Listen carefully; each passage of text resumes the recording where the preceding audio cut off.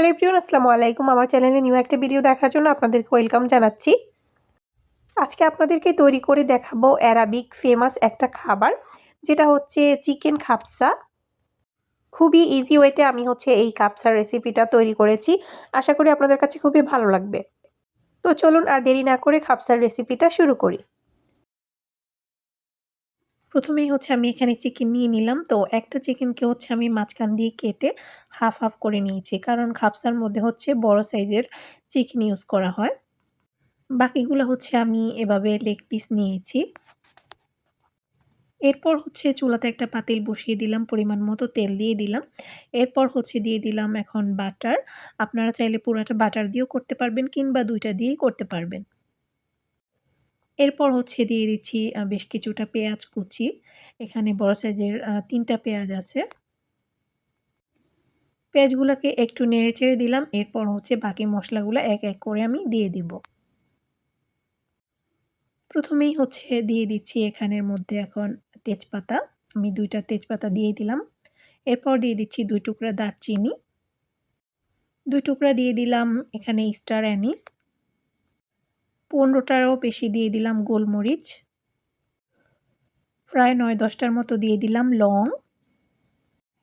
দিয়ে দিলাম ৪-৫ টা এলাচ। সাধারণত খাপসার মধ্যে এই মশলাগুলাকে ব্লেন্ড করে তারপর ইউজ করা হয়। আর আস্ত দিলেও কিন্তু দিতে পারবেন। তো আমি আজকে ব্লেন্ড না করেই আস্ত দিয়ে দিলাম।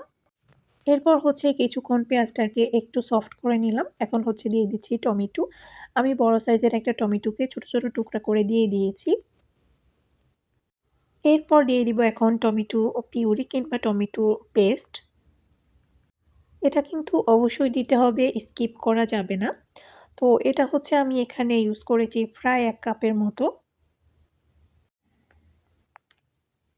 তো এরপর এটা দিয়ে ভালো করে এখন একটু নেড়েচেড়ে দিচ্ছি। এটাকে কিছুক্ষণের জন্য একটু কষিয়ে নিব। দিয়ে দিলাম আদা রসুনের পেস্ট।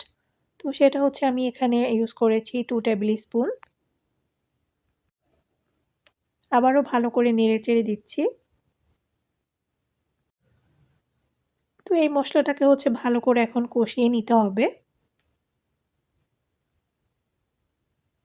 এরপর কিছুক্ষণ নেড়েচেড়ে দেওয়ার পর আমি এখানে দিয়ে দিচ্ছি ধনে আর জিরা গুঁড়া ২ চামচ। এরপর দিয়ে দিচ্ছি আমি 1/2 চামচের মতো গরম মসলা, যেটা হোমমেড ঘরে বানানো। এরপর দিয়ে দিলাম ১ চামচ হোয়াইট পেপার, আপনারা ব্ল্যাক পেপারও দিতে পারবেন। দিয়ে ভালো করে আবার একটু নেড়েচেড়ে একটু পানি দিয়ে দিলাম।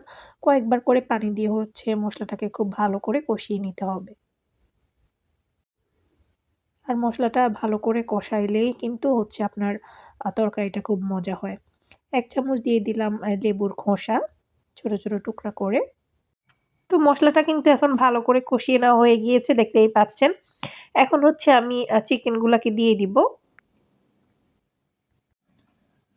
তো প্রথমেই আমি সুন্দর করে বসিয়ে নিচ্ছি, কারণ এই পার্টটা আমি ৪-৫ মিনিটের জন্য একটু কুক করে নিব। তারপর আর কি উল্টিয়ে দিব।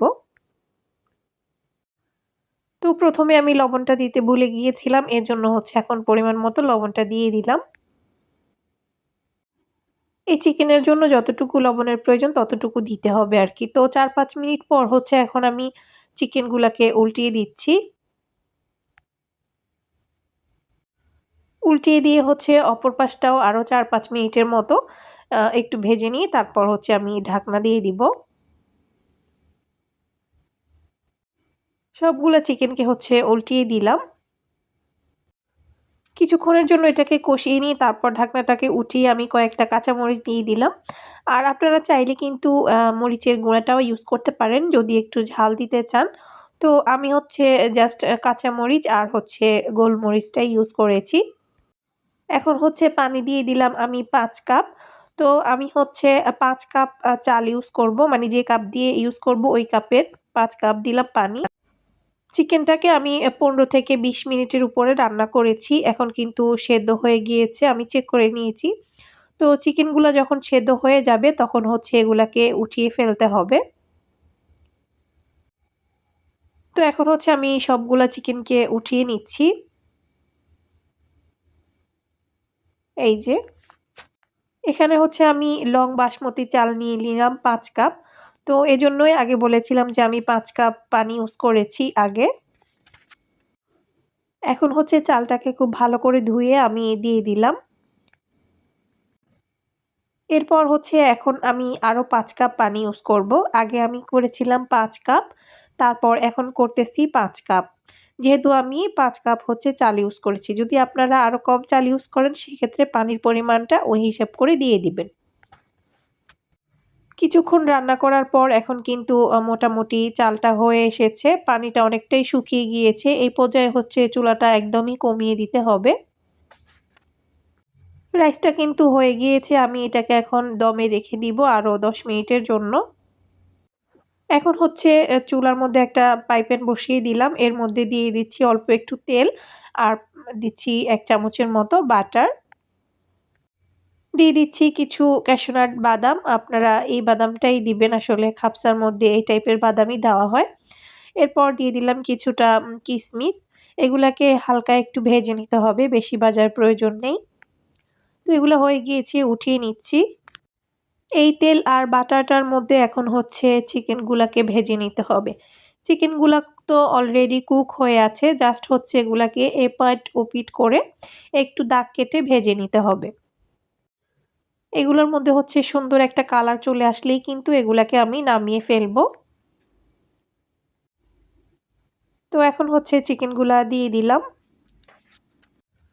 একটা পাশ যখন সুন্দর করে একটা কালার চলে এসেছে, তখন হচ্ছে আমি এগুলাকে উল্টিয়ে দিচ্ছি। অপর পাশটাও আমি সেম ভাবে ভেজে নিব। আর দেখতেই পাচ্ছেন খুবই সুন্দর কিন্তু কালার চলে এসেছে।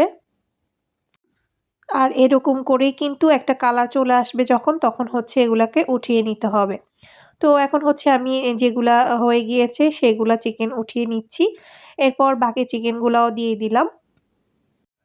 এরপর হচ্ছে আমি এগুলাকে সার্ভ করে নিয়েছি। ১ম এ রাইসটা দিয়ে দিলাম। এর উপর হচ্ছে আমি চিকেনগুলা দিয়ে দিলাম। তো আমি হচ্ছে ২ টা সার্ভিং প্লেটের মধ্যে এগুলাকে সার্ভ করেছি। ২ ভাবে আপনাদের একটা আইডিয়া হওয়ার জন্য। আপনারা যেকোনো একভাবে হচ্ছে সার্ভ করতে পারবেন। আর দেখতেই পাচ্ছেন কতটা লোভনীয় লাগতেছে। আজকের খাবসার ভিডিও আপনাদের কাছে কেমন লেগেছে সেটা কিন্তু অবশ্যই কমেন্টস করে জানাতে ভুলবেন না। আজকের ভিডিওটা এ পর্যন্তই ছিল। সবাই অনেক বেশি ভালো থাকবেন। আজকের মতো এখানেই আল্লাহ হাফেজ।